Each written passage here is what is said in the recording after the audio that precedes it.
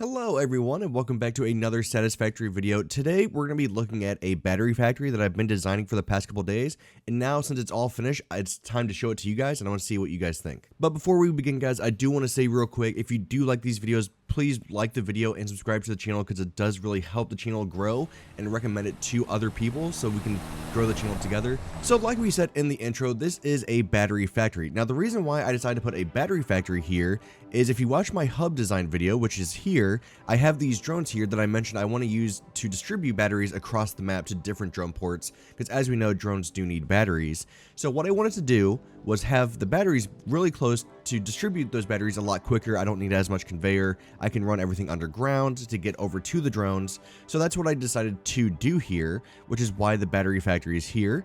Here we can see a truck. I just kind of have it looping around so you guys can actually see some stuff moving and the general idea of a couple things. But also we do have a drone coming into this building as well, which we will get into. But the exterior kind of mimics the hub design a little bit, with a lot more sharp angles, a lot more 45-degree angles with the ramps, a lot of different stuff like that. So here we're just kind of flying around the outside. Again, you can see a lot of those different design cues. There you can see the drone coming in. But you can see a lot of the different design cues that we took from the hub and put them into this build, but just with a little bit more flair, I would say, because obviously the building has to be a different shape because the hub, there's not as much going on. Here, there's a lot more actual stuff going on inside the build that we have to work around. And so that's why it does look a little bit different, but also different. I actually really like how it looks. I love having these angled ramps here really low, but then also the elevation change, because you can see here that we have a road, and the elevation change between the top and the bottom is pretty significant, probably by 5 or 6 blocks. And so that really does make a massive difference, and I actually really love how the elevation change works with this build.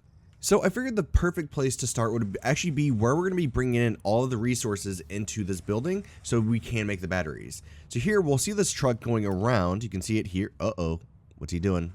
Uh-oh. Uh-oh. Truck, you okay? Don't fall off the edge, buddy. Well, that was real close. So anyways, getting back to it. So this is where we're going to be bringing in all of the resources that we do need, because we need sulfur, we need water, which are what... Oh, he's coming in. Let's not get in his way. So we have water that we need, which is what these giant fluid buffers are going to be for, because we're going to keep a little bit of extra water in here just in case anything were to go down on a train station that does bring in the fluids, which is why I wanted to have these fluid buffers here. Also, I love how it looks next to the road. I think that this looks really cool. And then obviously we have our truck depot, which will bring in the sulfur and I think aluminum casings. That's the other thing that we will be bringing in with this as well. You can see that we have some conveyor up here. This is actually exporting a different material. I forget what it's to make glass. I forget what it's called at the moment, but we're going to be actually exporting that, and you'll see it go through the building, and that we'll actually take that to another truck stop at some point to then be taken to wherever it needs to go. So it's kind of just preparing for that future export. So right next to the truck stop, what you're actually going to see is we come through this door. You can see that we actually have the drone here, which actually is dropping off some backside right now.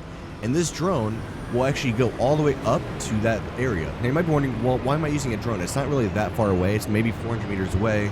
The problem is the elevation change is so high that really just using a drone was the easiest way to get that backside here quickly as possible without having to do a lot of just different roads, elevation changes. So using the drone was really the perfect solution to it. I wish it didn't fly through the world like that, but I don't really have any control over it. We can see that it comes in through the roof and then it will park, and then down low, if we come down here, you can see that it actually is exporting the backside, and that will distribute it into its storage containers that it needs to go to the refineries that we saw earlier. Alright, so on the other side of the drone port, if we go through this other room, you can see here is that now we're at the back of the truck stop. So here's where all the different materials like the aluminum casings and the sulfur will be brought in with the trucks, and then we're going to be sorting them with smart splitters into whatever areas they need to go into. So we have these storage containers to again allow us a little bit more of a buffer in case something were to go down. It allows us to build up a little bit if anything were to happen, or vice versa. If anything were to happen with the machines, we can still bring in that sulfur to again back it up and have some ready for when things are ready to go back up and running.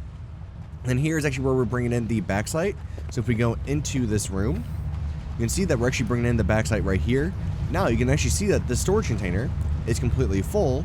So what this is going to do is make that overflow go into a awesome sink.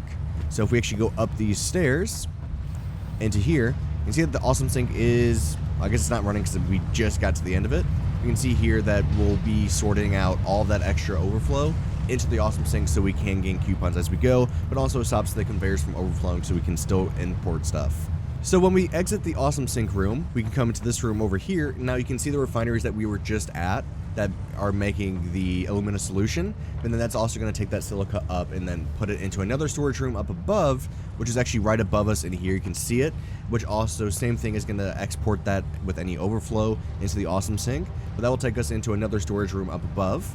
And then if we just go through this room, here's where we can get into the actual start of the battery factory. Here, I love this view. I love this overpass, like this entire hallway. I just absolutely love how everything looks. We can see that we have a whole bunch more refineries in here, and these are going to be producing more stuff that we need for the batteries themselves. Now, again, like I said, this is where everything begins to actually start making the batteries. So we're down on the ground floor just underneath where we were, and you can see that we have a whole bunch of different pipes and conveyor running. Now the pipe are carrying water because for the refineries to make the sulfuric acid we do need water, but then the other thing that we'll need is sulfur, which you can see that we're bringing in here again from that storage room that we were just in. So then that will just export it into all these different refineries, so then we can make that sulfuric acid, which is what we need to then export into the blenders to make our batteries. So if we go into the refinery room, the first thing that you notice is that everything is color-coded yellow primarily in here, because you can see that the pipes on the discharge are yellow because that's because we're exporting the sulfuric acid. I always love to color-code my pipes to whatever the material is that they're going to be carrying. So the yellow is sulfur for sulfuric acid. Then here you can just see how we're importing everything. I wanted, again, everything to be as clean as possible. So you can just see that we have everything here. If we just slide through. Very, very simple. Nothing is too complicated. You can see this is the only pipe that I don't like. I just couldn't get it to be a perfect 90 like all the other ones, but it's okay. Not everything can be perfect all the time. And then we'll go up and feed into the rooms that will then feed the blenders. All right, so now we're going to exit the refinery room on the other side. So we started over there, and now we're exiting on this side. And here you can see the blenders that we're going to be feeding to actually make the batteries that we need. So here the white pipe is actually the alumina solution that we need, which is what is being produced by those other two refineries that we have. So again, you can see the pipe here feeding this long run of pipe. So, and then up above we have our sulfuric acid that we also need. So again, using those little frames, I love how those look. This kind of looks like they're supporting the pipe a little bit. That will feed into the blenders as well. And then the last thing that we have is here with these conveyors, we're going to be bringing in the aluminum casings to then make the batteries. That's all the three materials that we need. And then if we come up these stairs, we can actually be on level with the blenders. So here you can see everything that we need in the quantities. So we need 50 sulfuric acid, which is why we have 5 different refineries, because each one produces 50 exactly. So that's why we need 5, and we have a total of 5 different blenders making casings and batteries. And then we can see 20 aluminum casings and 40 alumina solution as well. And then if we just come up these stairs, you get a little bit better view of the entire process. So here we're exporting the batteries, but then also water, because one of the byproducts of making batteries is excess water. But then since we're making water, we're actually going to take that line and then feed it back into the water line that we already have. So we don't have to bring in as much water as maybe we need to, because then we're just going to feed this back in. Now you might be wondering, well, at the beginning of this video, you mentioned that you're going to be taking those batteries and then distributing them to the drone ports. Now that actually is correct. So if we come down here, you can see that we have more conveyor to distribute these batteries that we need.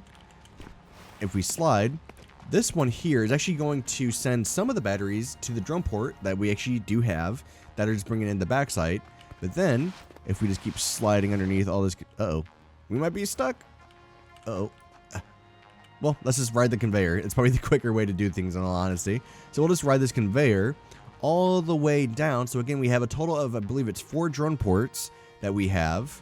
We'll hop off here.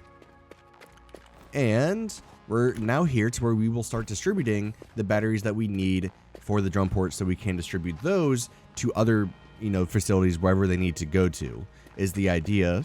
If we come up here, we're now going to be inside the drone ports that we need to distribute everything. So now we're up here at the drone ports where we're actually going to be importing all those different things. Now you're actually seeing a lot of different conveyor here, because what we're actually doing is taking one of the blenders that we actually have over there, because we have 4 drone ports but then 5 blenders. What we're actually going to do is use one of those blenders to then also supply drones to actually feed these drones for power as well. So it's kind of multi-purpose, and everything kind of works out really well with how we have it set up. But once these drum ports are set up to wherever they need to go, they will distribute all the batteries that they do use and to distribute those to other drum ports that need them. So yeah, guys, that is what this building is. This is a battery factory that, like I said, I've been working on for the past couple days. Really love how it looks. I think it's very different from all the other builds I've done. But also, again, I'm trying to work on more functionality with everything because I want everything to actually have a purpose, but also look aesthetically pleasing. And so the idea behind this entire building and its placement was, again, to feed those drone ports right over there that we know we need to have distribute to other places. So again, it's all about functionality. This one, I'm looking more into the functionality of what my buildings actually need to do and then where they need to send stuff to, rather than just putting in there because they look nice.